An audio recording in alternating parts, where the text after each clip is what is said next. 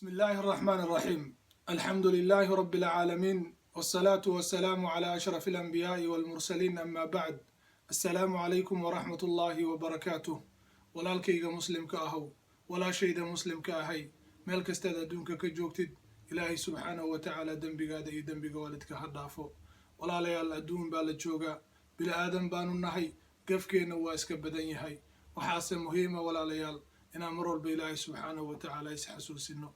aniga walaalayaal, ilaahay dartiisa ayayna jecelahay, waxaana ilaahay subxaanahu wa tacaala ka baryayaa maalinta qiyaama inuu naga yeelo walaalo ilaahay subxaanahu wa tacaala dartood isu jecel. walaalayaal, maanta waxaan isxasuusinaynaa mowduuc runtii qalbigayga ta'hiir ku reebay, isla markaana aan isleeyahay walaalkaaga muslimka ee ku daawan doona inay asagana ta'hiir ku reebi doonto.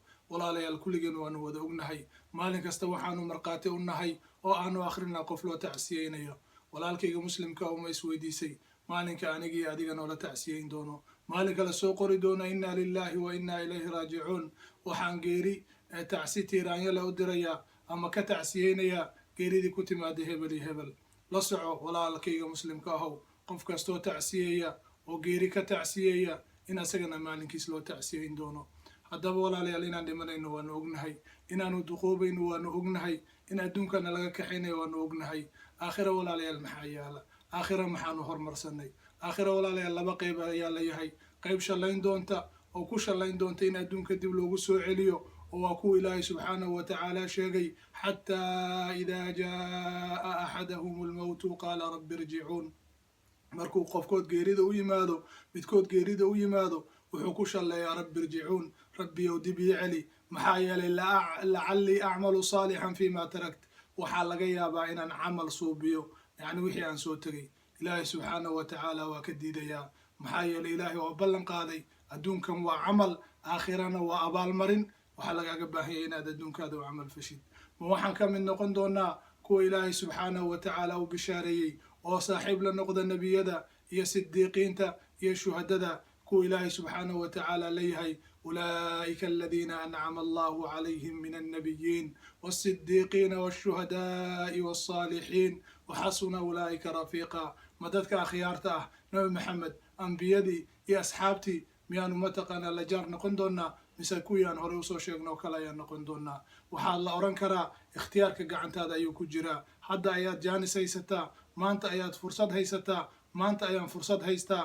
kulligeen walaalkayga muslimka ahow, walaashayda muslimka ahow, waxaa loo baahan yahay fursaddaas inaan ka faa'iidaysano. waxaad ogaataa walaalayaal, waxaa la yidhaahdaa qofka afar wax daa'ima, afar ilaahay subxaanahu wa tacaala wuu siiyaa. qofka ilaahay baryaa oo ducada badsadaa, ilaahay subxaanahu wa tacaala ducada uu ka ajiibaa. ilaahay wuxuu leeyahay wa qaala rabbukum udcuunii astajib lakum. rabbigiin wuxuu leeyahay ibarya waan idinka ajiibayaa. ducada walaalayaal hala badsado.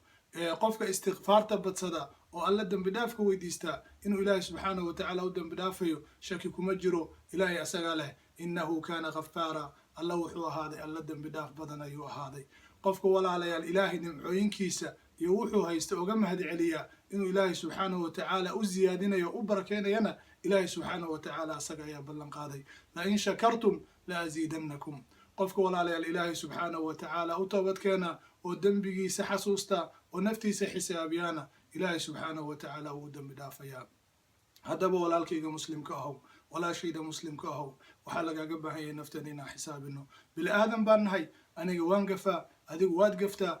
waxaa loo baahanya mar walba inaan istikfaarta xasuusnaano, inaan ilaahay subxaanahu wa tacaala ku xirnaano. waxaa ceeb kugu ah walaalkayga muslimka ahow inaadan salaada tukanin. walaalayaal, waxaa muhiim ah marka ilaahay subxaanahu wa tacaala muslimka ha dhigay in salaada la ogaado.